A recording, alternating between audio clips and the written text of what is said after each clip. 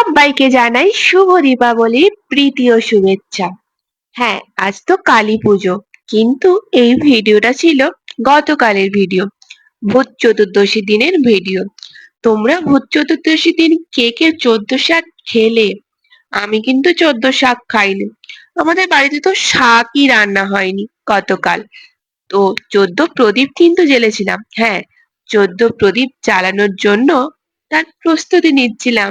তো এখানে ছোট প্রদীপ বড় প্রদীপ মেশানো ছিল। আমি বড় প্রদীপগুলো বেছে নিচ্ছিলাম, তাহলে আমার সাজাতে ভালো লাগবে, মানে ভালো লাগবে বলতে সাজাতে ভালো হবে আর দেখতেও ভালো লাগবে। তো এই যে প্রদীপগুলো দেখছো, এগুলো সবই কিন্তু আগের বছরের কেনা।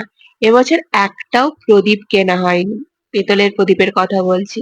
তো আগে আগে তো মাটির প্রদীপই জ্বালা হতো, বাট মা আগের বছর সব পিতলের প্রদীপ কিনে এনেছিল। এবছর কেনা হয়নি, ভুল কথা, কেনা হয়েছিল, বাট সেটা বাড়ির জন্য নয়, সবাইকে দেওয়ার জন্য। ওই যে কুম্ভ মেলা গেছিলাম ঘুরতে, মহাকুম্ভে, তো সেখান থেকে আসার পর সবাইকে প্রদীপ দেওয়া হয়েছিল প্রসাদের সঙ্গে, যেটা আমি ভিডিওতে অলরেডি শেয়ার করেছি, তাও আবার বললাম তোমাদেরকে। তো সেই সময় প্রদীপ কেনা হয়েছিল, আর এইগুলো সব আগের বছরের প্রদীপ। তো মা এখানে এসেছিল, মা আমাকে জিজ্ঞাসা করলো, তোর কি প্রদীপ সাজানো হয়ে গেছে? আমি বলছি না। বলছে এখানে 14টার তো বেশি প্রদীপ আছে। আমি বলছি হ্যাঁ। বলছে আমাকে কয়েকটা দে। কারণ মা তো আমার জানি যে আমি ভিডিও করতে বসেছি মানে আমার দেরি হবে প্রদীপ জ্বালতে। তাই মা এখান থেকে কয়েকটা প্রদীপ নিয়ে চলে গেল সন্ধে দেওয়ার সময় জ্বালার জন্য। আচ্ছা, কালীপুজোর আগের দিন মানে ভূত চতুর্দশীর দিন তোমাদের ওখানে কি বৃষ্টি হয়েছিল? আমাদের এখানে তো বৃষ্টি হয়েছিল।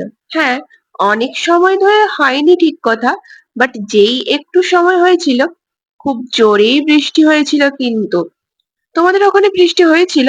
আর বৃষ্টি হলেও কতটা জোরে বৃষ্টি হচ্ছিল? হালকা বৃষ্টি হচ্ছিল, না খুব জোরে বৃষ্টি হচ্ছিল? কতটা সময় ধরে বৃষ্টি হচ্ছিল? অল্প সময়ের জন্য, না অনেকক্ষণ ধরে বৃষ্টি হচ্ছিল? বলবে তো। আর এই বৃষ্টি হলেই কারেন্টের মনটা একটু উড়ু উড়ু তো করবেই। এমনিতেই কারেন্টের মনটা একটু উড়ু উড়ু হয়, মানে কারেন্ট তো এমনিতেই যায়, আর এই বৃষ্টি হচ্ছে কারেন্ট আবার যাবে না হয়? কারেন্ট তো দুবার ঘুরু ঘুরু করে চলে এলো। আমি তো বেশ ভয়েই ছিলাম, এরপরে আবার কারেন্ট যেন না চলে যায়।